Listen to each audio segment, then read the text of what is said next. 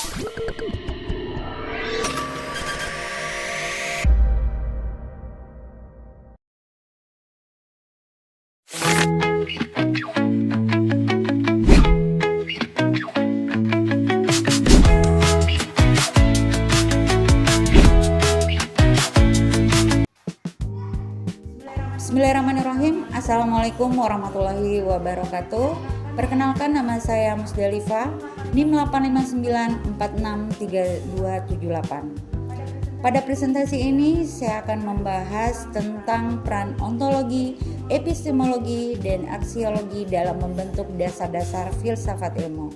Baik, kita ke slide selanjutnya.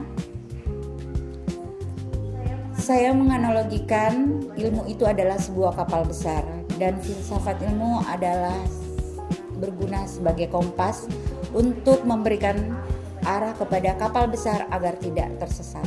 Kapal bisa melaju dengan cepat namun salah arah.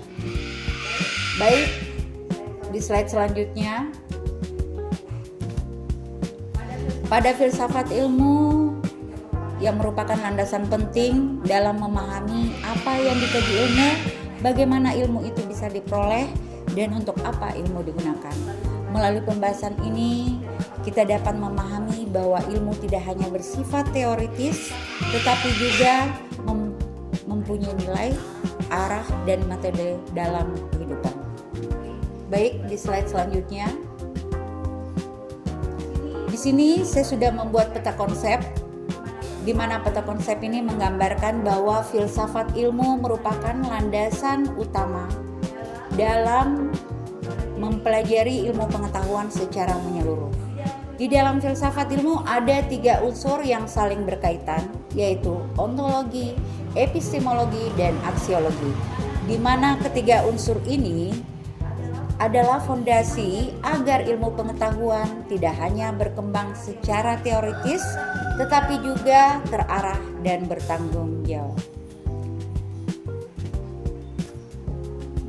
Mengapa filsafat ilmu itu penting? Filsafat ilmu penting karena ilmu pengetahuan memerlukan dasar yang kokoh agar ilmu pengetahuan itu dapat memberi manfaat secara tepat.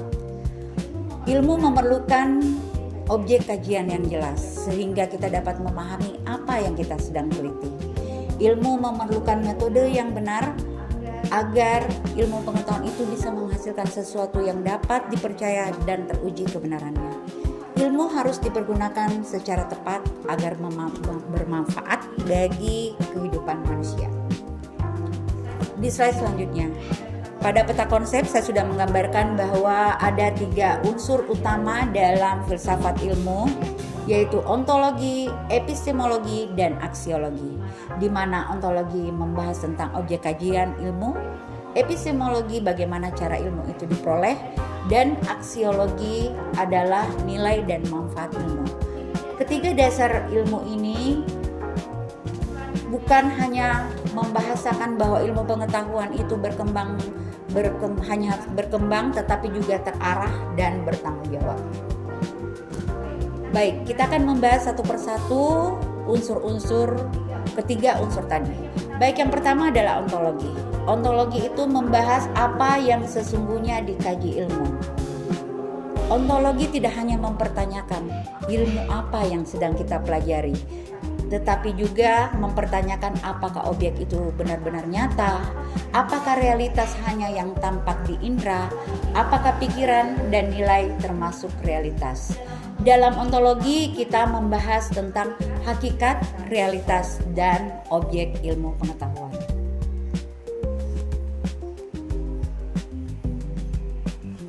Di dalam objek kajian dalam pendidikan ada beberapa hal yang kita bahas, yaitu sekolah, nilai siswa, motivasi belajar, karakter, dan kepribadian peserta didik. Selanjutnya, dari paparan ini kita bisa gambarkan bahwa ontologi membantu ilmu pengetahuan secara mendalam, bukan hanya dari permukaannya saja. Baik, selanjutnya unsur yang kedua yaitu epistemologi. Epistemologi membahas bagaimana manusia memperoleh pengetahuan dan mengetahui sesuatu secara benar.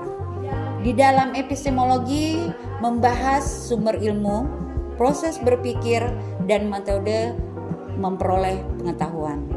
Epistemologi menekankan bahwa ilmu tidak hanya lahir dari dugaan, tetapi melalui langkah yang sistematis dan teruji kebenarannya. Baik, kita melangkah ke slide selanjutnya. Ada beberapa metode ilmiah yang digunakan dalam epistemologi, yaitu observasi, eksperimen, wawancara, verifikasi, motivasi belajar, studi lapangan, dan analisis logis. Baik, saya akan jelaskan sedikit mengenai metode ilmiah ini.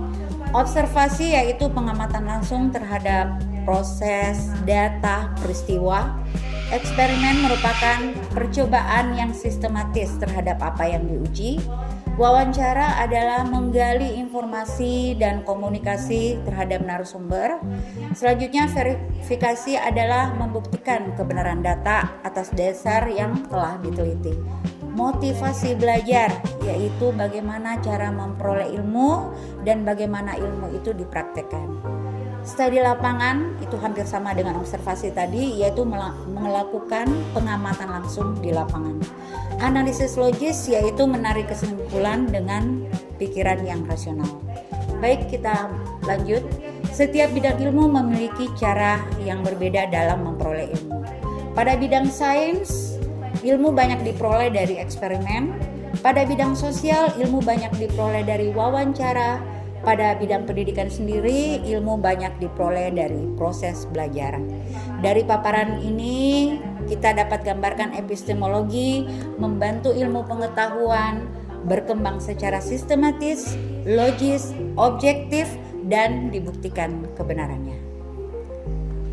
Selanjutnya, kita akan membahas unsur yang ketiga, yaitu aksiologi. Aksiologi membahas untuk apa ilmu itu digunakan. Di dalam aksiologi itu akan membahas tentang nilai, etika, serta tanggung jawab dalam penggunaan ilmu.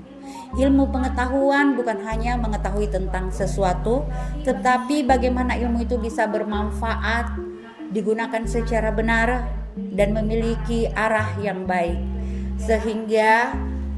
Sehingga sangat berhubungan dengan nilai, etika, dan tanggung jawab tadi dalam ilmu pengetahuan. Contohnya teknologi. Teknologi itu dapat membantu menyelesaikan pekerjaan, dapat membantu belajar siswa, tetapi juga dapat menimbulkan hal-hal negatif. Seperti yang terjadi pada platform-platform sosial media di mana orang berseteru akibat adanya kabar yang tidak benar alias hoax. Selanjutnya contoh yang kedua yaitu ekonomi dapat menyejahterakan rakyat jika digunakan secara positif. Tapi terkadang juga digunakan secara negatif, contohnya menipu. Ini terjadi pada produsen-produsen yang mengeluarkan iklan. Tatkala kita menjadi konsumen, hal yang disampaikan dalam iklan berbeda dengan apa yang kita gunakan. Selanjutnya penggunaan AI. Penggunaan AI sangat membantu, mempermudah dalam tugas-tugas sebagai alat bantu berpikir, tapi juga dapat menimbulkan sesuatu yang negatif jika disalahgunakan. Baik, selanjutnya. Aksiologi mengajak kita untuk bertanya, apakah ilmu ini bermanfaat? Apakah penggunaannya adil? Apakah ilmu tersebut memanusiakan manusia? Dari paparan yang tadi saya sampaikan, kita bisa gambarkan bahwa aksiologi menjadikan ilmu tidak hanya cerdas, tetapi juga bijaksana dan bertanggung jawab. Baik, selanjutnya. Hubungan ketiga, keterkaitan dasar filsafat ilmu. Ketiga unsur ini saling berkaitan satu sama lain dan tidak dapat dipisahkan. Ontologi membahas tentang apa yang diteliti melalui objek atau hal yang fokus dengan kajian ilmu. Epistemologi yaitu bagaimana cara meneliti melalui metode langkah yang dapat dipertanggungjawabkan. Aksiologi yaitu membahas mengapa ilmu dipelajari dan untuk siapa ilmu digunakan. Baik, selanjutnya, jika diibaratkan dalam sebuah perjalanan, ontologi adalah tujuan yang ingin dicapai. Epistemologi adalah jalan yang ditempuh yang ingin tercapai. Aksiologi adalah nilai dan makna dari perjalanan tersebut. Bagaimana jika salah satu dari ketiga unsur ini hilang? Ontologi, epistemologi harus berjalan seimbang. Jika ada salah satu di antara unsur ini hilang, maka ilmu pengetahuan akan mengalami masalah. Tanpa ontologi, kita akan kehilangan objek kajian, sehingga kita tidak memahami apa yang sedang kita kaji. Tanpa epistemologi, kita akan kehilangan metode yang benar, sehingga hasil ilmu pengetahuan diragukan. Tanpa aksiologi, kita kehilangan nilai dan nurani, sehingga dapat disalahgunakan tanpa memperhatikan dampaknya bagi manusia. Baik, selanjutnya. Nah, dari paparan tadi kita dapat menggambarkan ketiga dasar yang tadi kita sampaikan saling melengkapi agar ilmu tetap benar, terarah, dan bermanfaat. Baik, tiba saatnya kita mengambil kesimpulan bahwa ilmu bukan hanya data dan teori, ilmu adalah tanggung jawab dan intelektual moral. Ilmu harus digunakan dengan bijaksana agar memberi manfaat, tidak menimbulkan kerugian. Sebagai penutup, semoga pemaparan ini dapat menambah pemahaman kita bahwa ilmu pengetahuan harus dibangun di atas dasar yang kokoh, benar, dan bermanfaat melalui ontologi, epistemologi, dan aksiologi. Dengan memahami filsafat ilmu, kita diharapkan menjadi pribadi yang berpikir kritis, bertindak bijaksana, dan menggunakan ilmu untuk kebaikan bersama. Semoga ilmu yang kita pelajari menjadi cahaya yang memberi manfaat bagi diri sendiri, masyarakat, bangsa, dan masa depan. Akhir kata, mohon maaf jika ada kesalahan baik lisan maupun tulisan. Terima kasih. Assalamualaikum warahmatullahi wabarakatuh.